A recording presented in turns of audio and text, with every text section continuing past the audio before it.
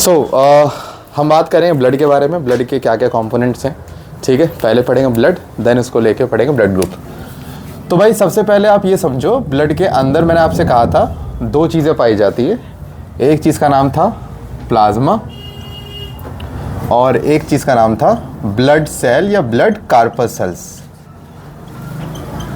ठीक है, अब मैंने कहा था प्लाज्मा कितना परसेंट होता है, 50 नहीं, और हमारा ब्लड सेल 45। ठीक है, तो ये था हमारा 55% और ये था हमारा 45%।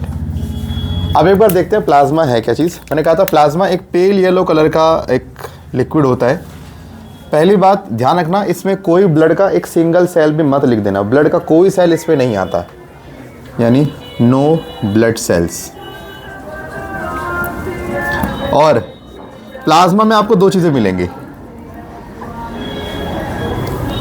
एक मिलेगा, इसमें मिलेगा आयंस, मतलब एक मिलेगा प्रोटीन, एक अपना वाटर तो था ही। ठीक है, मैंने आपसे कहा था कितना परसेंट होता है पानी इसके अंदर, बताओ। 90% तक तो इसमें वाटर ही होता है हमारे प्लाज्मा के अंदर। और प्रोटीन की बात करेंगे तो आयंस की, तो प्रोटीन मान लीजिए 6 to 8% हमारे पास क्या आ गया, प्रोटीन। बाकी जो रिमेनिंग हो गया यानी जो अदर्स आ गया वो हमारा इसमें आ जाएगा आयंस वगैरह में। अब पहली बात, आपके प्लाज्मा में कौन कौन से आयंस देखने को मिलते हैं, Na+, Cl-, HCO3-, K+ ion. ये कुछ आयंस है जो कि आपके प्लाज्मा में देखने को पाए जाते हैं। और जबकि बात करें प्रोटीन्स की, तो जो आपके प्लाज्मा में प्रोटीन मिलता है वो मिलता है 3 टाइप के। कौन कौन से, एल्बुमिन, दूसरा आता है ग्लोब्युलिन और तीसरा आता है फिब्रिनोजन। ये 3 तरह के प्रोटीन है और तीनों के अलग अलग काम है। कैसे, एल्बुमिन प्रोटीन तुम्हारे इसमें काम करेगा, एक वर्ड आता है BCOP, blood colloidal osmotic pressure. अब ये ऑस्मोटिक प्रेशर क्या होता है, आपके ब्लड के अंदर आपने पढ़ा ऑस्मोसिस, किसी भी बेसिकली वाटर का movement from there higher to lower concentration, तो उसको रोकने के लिए हमें एक प्रेशर लगाना पड़ता है सो दैट ऑस्मोसिस रुक जाए। जैसे नदी है, नदी में पत्थर रखा पड़ा है, पत्थर क्या करेगा, नदी के बहाव को रोकने का काम करता है, ये तो करता है, उसकी पहले कोशिश तो ये रहती है। ऐसे ब्लड के फ्लो को अपोज करने के लिए एक प्रेशर चाहिए, इसे हम क्या बोलते हैं, ऑस्मोटिक प्रेशर। क्या बोलेंगे, ब्लड कोलाइडल ऑस्मोटिक प्रेशर। ये जो हमारा एल्बुमिन है ये blood colloidal osmotic pressure build करने में बड़ा रोल प्ले करता है, यानी वाटर के प्रेशर को कुछ हद तक कंट्रोल करता है सो दैट वाटर बहुत ज़्यादा अपना मतलब विकराल रूप न धारण कर ले, वरना दिक्कत हो जाएगी ब्लड के प्रेशर से भी हमें। ग्लोबुलिन, ये हमारा बॉडी में काम करता है इम्यूनिटी को लेके। अगर आपको याद हो तो मैंने आपसे शायद आपको पता होगा कि हमारी बॉडी में एंटीबॉडीज़ पाई जाती हैं, तो यही हमारी प्रोटीन्स है जो एंटीबॉडीज़ में जाके हमारी हेल्प करती है इसी का फॉर्मेशन में। जबकि जो तीसरा प्रोटीन है, तीसरा प्रोटीन का काम क्या हो गया, क्लॉटिंग। क्लॉटिंग समझते हो, कभी कट लग जाए तो वहाँ से हमारा क्लॉट बन जाता है। अच्छा एक चीज़ समझना, प्लाज्मा की क्लॉटिंग पॉसिबल है क्योंकि इसमें क्या प्रेजेंट है, फिब्रिनोजन, एक ऐसा प्रोटीन जो क्लॉटिंग में हेल्प करता है। ठीक है,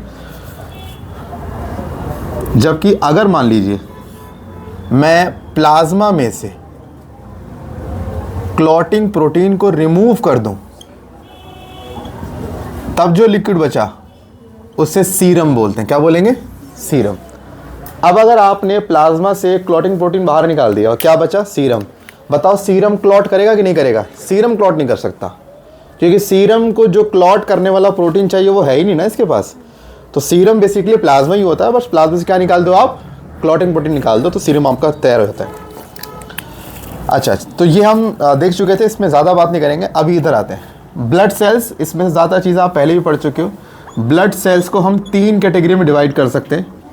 कौन कौन सी कैटेगरी, एक हमारी कैटेगरी आती है एरिथ्रोसाइट्स, जिसको आप बुलाते हो RBC, रेड ब्लड सेल्स। एक कैटेगरी हमारी आती है WBC, जिसे बुलाते हो वाइट ब्लड सेल्स, और एक हमारे आता है प्लेटलेट्स। तीनों के एक दूसरे नाम भी रखे गए हैं, जैसे इसका एक दूसरा नाम क्या है, एरिथ्रोसाइट्स। एरिथ्रो आप जानते हो, एरिथ्रो मीन्स रेड कलर के लिए आता है एरिथ्रो।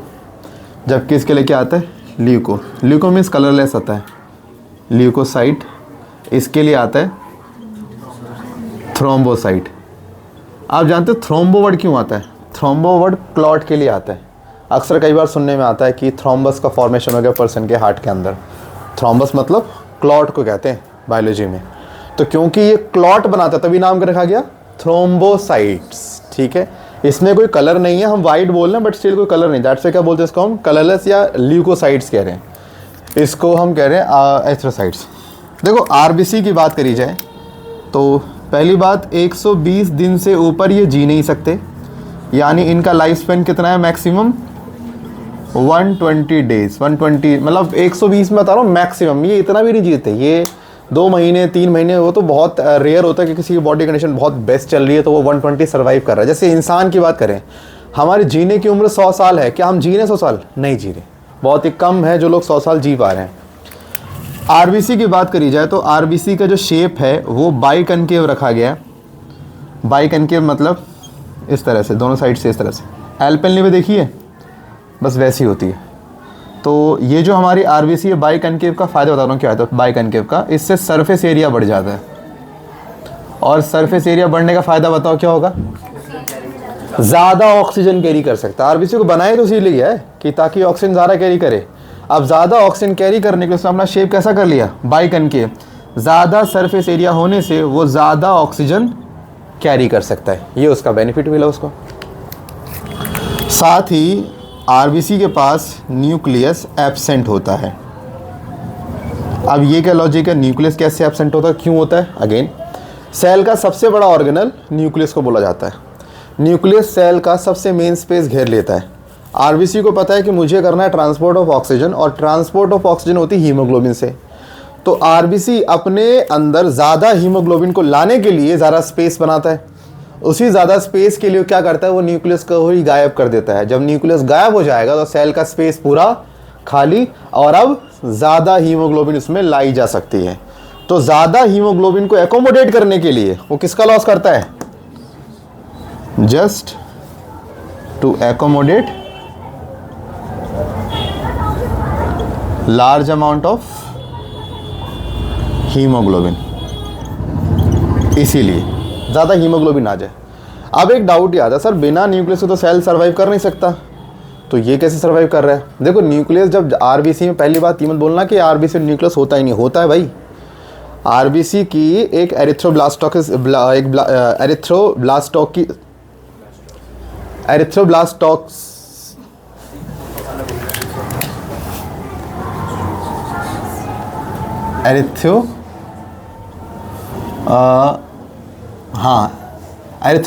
एक स्टेज आती है, एक स्टेज है। आरबीसी जब मैच्योर होती है ना तो होता क्या है, शुरू में आरबीसी पे न्यूक्लियस होता है, लेकिन एक स्टेज होती है एरिथ्रोब्लास्टोसिस स्टेज, जिस स्टेज के बाद एरिथ्रोसाइट्स को मैच्योर होना होता है।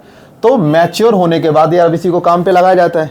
तो जब उसको पता है कि अब मुझे काम पे लगना है, तो वो उसी टाइम पे अपना न्यूक्लियस का क्या करती है, लॉस ऑफ न्यूक्लियस। उस समय न्यूक्लियस का लॉस होता है, उससे पहले न्यूक्लियस नहीं होता। एक टर्म है, देखो बता रहा हूँ मैं, हम एक टर्म लगाते हैं कि आरबीसी जो है वो होता है ई न्यूक्लिएटेड, ठीक है, और एक होता है ए न्यूक्लिएटेड। दो टर्म है अलग अलग, एक ई और एक होता है ए न्यूक्लिएटेड। दोनों में मतलब सेम है, जब सेल के पास न्यूक्लियस ना हो तो दोनों टर्म लगाई जाती है। लेकिन आरबीसी के लिए कभी भी ये ए वाला वर्ड यूज़ नहीं करते, कौन सा करते हैं, ई वाला। समझो कैसे, एक सेल जो पैदा हुआ लेकिन न्यूक्लियस उस पर था ही नहीं, यानी जन्मजात से उसके पास न्यूक्लियस कभी था ही नहीं, तो उसे बोलेंगे ए न्यूक्लिएटेड। लेकिन एक सेल जो कि जब पैदा हुआ तब तो था न्यूक्लियस, एक टाइम बाद गायब हो गया, तो इसके लिए ए नहीं आएगा, क्या इसके लिए आएगा, ई न्यूक्लिएटेड। तो आरबीसी क्या होगी, आरबीसी को हमेशा बोलते हैं ई न्यूक्लिएटेड। एक पर्टिकुलर स्टेज में आरबीसी को ये न्यूक्लियस गायब करो, सब में भी गायब नहीं होता। अगर याद हो तो एनसीईआरटी में एक ऐसा एग्जाम्पल लिखे जिसमें बता रहे कि उसमें न्यूक्लियस है, फ्रॉग एनसीईआरटी में लिखा गया। बाकी आपने सुना होगा लामा, सुना है लामा, भेड़िया से लोग खाते भी हैं, उसके भी आरबीसी में क्या मिलता है, न्यूक्लियस पाया जाता है।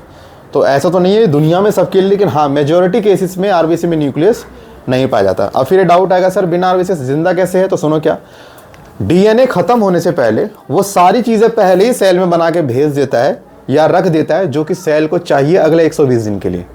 ये वैसा सा हिसाब किताब, मान लीजिए एक पर्सन ने अपना लाइफ इंश्योरेंस करा रखा है, अब उस पर्सन की किसी रीज़न से डेथ हो जाती है तो उसके मरने के बाद भी उसका परिवार चल रहा है। क्यों? उसने जीते जी कुछ ऐसा काम कर दिया जो उसके मरने का जो परिवार को चलाया जा रहा है, और वो क्या था? इंश्योरेंस का पैसा। सेम डीएनए जब तक सेल में था तब तक उसने ऐसे ऐसे प्रोडक्ट बना दिए जो कि उसके जाने के बाद भी आरबीसी को जिंदा रखेंगे अगले 120 दिन तक। ठीक है, इस बात को याद रखना। साथ ही आरबीसी की बात करी जाए तो भाई आरबीसी का एक नंबर है 5 से लेके 5.5 मिलियन आरबीसी पर mm³ में। अब 5 से 5.5 मिलियन मतलब 50 से लेके 55 लाख आरबीसी एक छोटे से वॉल्यूम होती है, कितना? 1 mm³ के अंदर। आरबीसी के नंबर ना तो ज़्यादा होने चाहिए ना कम होने, दोनों में बवाल है। अब बवाल सुनो कैसे। 2 कंडीशन है, या तो आरबीसी के नंबर किसी की बॉडी में बढ़ सकते हैं जिसको हम क्या बोलेंगे? पॉलीसाइथीमिया, या तो किसी की बॉडी में आरबीसी के नंबर कम हो सकते हैं जिसको बोलेंगे एरिथ्रोसाइटोपेनिया। पेनिया का मतलब होता है डिक्रीज होना। क्या होता है? ऑलवेज इसका मतलब होता है डिक्रीज। किसी भी चीज़ के कम होने को पेनिया बोल देते हैं, हमेशा रखना, ये टर्म बहुत जगह आती है। तो या तो पॉलीसाइथीमिया हो सकता है या एरिथ्रोसाइटोपेनिया हो सकता है। चलो आरबीसी कम हुई तो दिक्कत जानते हैं, बॉडी में आपके ऑक्सीजन ज़्यादा नहीं रहेगी तो आपको प्रॉब्लम होगी सांस को लेके। लेकिन अगर ज़्यादा होगी तो भी 2 केस बनते हैं। जैसे अभी हम जहाँ पर रह रहे हैं, ठीक है, मैं इसको हटाता हूँ, ठीक है, आप बाद में लिख लेना इसको, पहले आरबीसी लिख लेते हैं। 2 condition, condition number 1, condition number 2। मान लीजिए मैं प्लेन एरिया की, कोई प्लेन एरिया में हम यहाँ पर रह रहे हैं और हमारे प्लेन एरिया में कितनी मिलनी चाहिए आरबीसी? 50 से लेकर 55 लाख आरबीसी 1 mm³ में आनी चाहिए। लेकिन सोचो यहाँ पर किसी के पास 7 से लेकर 7.5 मिलियन आरबीसी पाई जा रही है, ठीक है, पर सेम उतनी वॉल्यूम में पर mm³ में। और केस नंबर 2 कि मान लेते हैं किसी हिली एरिया के अंदर पर्सन के पास आरबीसी के नंबर ज़्यादा है, यानी 10 से लेके 12 मिलियन पर mm³ में। एक नंबर बता रहा हूँ मैं ऐसे रैंडमली। तो होता क्या है, हिली एरिया में ऐसे पर्सन को कोई दिक्कत नहीं है, आराम से सर्वाइव करेगा। लेकिन प्लेन एरिया में जिसकी ज़्यादा है उसको बड़ी प्रॉब्लम होगी। कैसे? इसको कॉमन सी प्रॉब्लम आ जाएगी, जॉन्डिस। अब सुना जॉन्डिस क्यों होती है? बॉडी कहेगी हमारे लिए 50 से लेकर 55 लाख आरबीसी इनफ, वो काफ़ी है, बाकी के एक्स्ट्रा हमारे काम के है नहीं एक्स्ट्रा। तो याद रखना कि बॉडी में आरबीसी को किल करने के लिए एक स्पेशल ऑर्गन बनाया गया बॉडी में जिसको बोलते हैं स्प्लीन, जो कि आपके पेनक्रियास के नियर बाय अब होता है। अब पेनक्रियास के नियर बाय प्रेजेंट हमारा एक स्प्लीन, जैसे मान लीजिए स्प्लीन हो गया, तो आरबीसी जो होती है वो किस में आती है? पहले स्प्लीन में आती है। और आरबीसी की डेथ हमेशा किस में होती है? स्प्लीन के अंदर ही होती है। तो क्योंकि बॉडी के सारे आरबीसी की डेथ स्प्लीन में होती है, इसीलिए यह सारी डेड आरबीसी कह लीजिए स्प्लीन में आती है, इसीलिए स्प्लीन को हम लोग ग्रेवयार्ड ऑफ आरबीसी भी कहते हैं। ग्रेवयार्ड का मतलब कब्रिस्तान होता है, यानी सारे के सारे आरबीसी मरने के बाद यहीं पहुंचेंगी और जो नहीं पहुंचेंगे वो यहाँ आके मर जाएंगे। लेकिन डेथ कहाँ होनी कन्फर्म? स्प्लीन के अंदर हो रही है। आरबीसी के डेथ से एक टर्म आती है एनीमिया। इसका मतलब है डिस्ट्रक्शन ऑफ आरबीसी। आरबीसी के डिस्ट्रॉय होने को हम क्या बोलेंगे? एनीमिया। ये वर्ड बहुत कॉमन है। अब एनीमिया के बहुत सारे रीज़न हैं, बट इसमें से कॉमन सी सुनिए। जब एनीमिया होगा, आरबीसी ब्रेकडाउन होगा, तो आरबीसी से क्या निकलेगा? हीमोग्लोबिन। आरबीसी के ब्रेकडाउन से ऐसा नहीं कि सिर्फ आरबीसी मरेगी, उसके अंदर के सारे कंपोनेंट को ब्रेक किया जाता है, तो हीमोग्लोबिन का भी ब्रेकडाउन करेगी बॉडी। तो आरबीसी का हुआ पहले डिस्ट्रक्शन, उसके बाद हुआ हीमोग्लोबिन, और हीमोग्लोबिन के बाद 2 चीज़ बनती है, एक हीम और एक ग्लोबिन। 2 हीम वो वाला पार्ट होता है हीमोग्लोबिन का जिसमें आयरन होता है, और ग्लोबिन तो क्या होती है? ग्लोबिन एक प्रोटीन की चैन है, ठीक है। अब जो हमारा हीम वाला पार्ट है, हीम वाले पार्ट के फर्दर ब्रेकडाउन से एक चीज़ बनती है जिसका नाम है बिलीरुबिन। क्या बनता है? और ये किस कलर का होगा? येलो। अब आप ये सोचो, आपके ब्लड के अंदर अगर ज़्यादा आरबीसी ब्रेक होंगी तो ज़्यादा हीमोग्लोबिन ब्रेक होगा। फिर और ज़्यादा हीमोग्लोबिन ब्रेक हुआ तो ज़्यादा बिलिरुबिन बनेगा, और ब्लड में जितना ये बिलिरुबिन बढ़ेगा उतने ब्लड का कलर कैसा हो जाएगा, येलोइश। और जब ब्लड का कलर बहुत ज़्यादा येलो हो जाए तो क्या बुलाते हो आप, जॉन्डिस। इसीलिए अक्सर जिन लोगों की आरबीसी की हाई काउंट बहुत ज़्यादा होती है उनको ये देखने में पाया जाता है कि उनकी आरबीसी जैसे ही डिस्ट्रॉय होती है उनको जॉन्डिस देखने को कॉमनली पाई जाती है। अब जो पहाड़ी एरिया में होते हैं, क्वेश्चन ये भी आता है, जो मैंने आपको वैल्यू मेंशन करी है प्लेन एरिया की है, पहाड़ी लोगों का ज़्यादा होता है आरबीसी काउंट। रीज़न, क्योंकि पहाड़ी एरिया में ऑक्सीजन कम होती है, ज़्यादा ऑक्सीजन को कैच करने के लिए उनकी बॉडी ज़्यादा आरबीसी बनाती है, तो उनके पास ज़्यादा होने चाहिए। एक चीज़ और सुनने में आती है, जो पहाड़ी लोग होते हैं जब वो प्लेन एरिया में आते हैं तो उनको अक्सर एक प्रॉब्लम सुनने में आ जाती है, सबको नहीं लेकिन कुछ को सुनने में आती है, वो है जॉन्डिस। क्वेश्चन पूछेंगे ऐसा क्यों, तो बोलना पहाड़ी एरिया में ऑक्सीजन कम होने की वजह से उनका आरबीसी काउंट हाई होता है। जब यहाँ पर आते हैं तो यहाँ पर एयर बहुत अच्छी है, अच्छी खासी ऑक्सीजन है, तो उतनी आरबीसी की रिक्वायरमेंट यहाँ है नहीं, तो जितने की रिक्वायरमेंट नहीं है उतनों का क्या होगा, ब्रेकडाउन होगा, तो क्या होगा, जॉन्डिस। इसीलिए कॉमन प्रॉब्लम है जिनका आरबीसी काउंट, जो ऐसी जगह से आते हैं जहाँ पे आरबीसी हाई काउंट चाहिए होता है, और वहाँ जाते हैं जहाँ पे आरबीसी का लो काउंट से काम चल जाता है, तो ये जो डिफरेंस आया है फिर इसमें उनको दिक्कत आती है। और सिर्फ हमारे साथ भी है, अगर हम पहाड़ी एरिया में गए तो हमारे पास ब्लड में ऑक्सीजन कम है, तो हम पहाड़ी एरिया में जाके हमारा नंबर चेंज, हमारा ये नंबर 5 से लेकर 5.5 नहीं रहेगा, 6-7 तक पहुँच जाएगा हमारा वहाँ, क्योंकि हमें वहाँ पर ज़्यादा क्या चाहिए, तभी तो वहाँ पे रह पाएंगे ना। सोचो ना, वहाँ के लोग वहाँ पे बड़े संग से रह लेते हैं, हमें दिक्कत हो रही है, क्यों हो रही है, क्योंकि उनकी बॉडी वहाँ के हिसाब से अडाप्ट हो रखी है, इसलिए उन्हें दिक्कत नहीं है। ठीक, अच्छा भाई, तो ये तुम्हारा पॉलीसाइथिंग है। आरबीसी में एक थोड़ा सा यूनिक पॉइंट समझ लो, आरबीसी की मेम्ब्रेन में ना एक प्रोटीन होता है जिसको बोलते हैं स्पेक्ट्रिन प्रोटीन, और ये प्रोटीन इसकी मेम्ब्रेन को चाहे तो अंदर फोल्ड कर सकता है, और क्योंकि आरबीसी में टैलेंट है फोल्ड कर जाने वाला, इसीलिए आरबीसी नैरो से नैरो स्पेस से निकल के भाग सकता है, आरबीसी को कभी दिक्कत नहीं होती। इसीलिए उसके मेम्ब्रेन में ऐसे प्रोटीन लगे हैं स्प्रिंग के जैसे, जो अगर लगता जगह छोटी है उसको पिचका के छोटा कर देंगे ताकि निकल जाए वहाँ से। तो आरबीसी को किसी वेसल में कोई रुकावट ना हो तो उसके पास एक स्पेशल तरह का प्रोटीन भी उसके मेम्ब्रेन में पाया जाता है, जिसका नाम रखा गया स्पेक्ट्रिन प्रोटीन। तो भाई यहाँ पर ये आरबीसी है, इसमें तो देखो आई थिंक आपको ऑलरेडी सारा पता होगा, इसमें कुछ ऐसा नहीं है, नया नहीं है, और ना इसे बताने लायक कुछ नया है। हाँ, जो मेन है वो अपने को डब्ल्यूबीसी बताना है, डब्ल्यूबीसी में क्या चीज़ होती है, फटाफट इसको लिखो।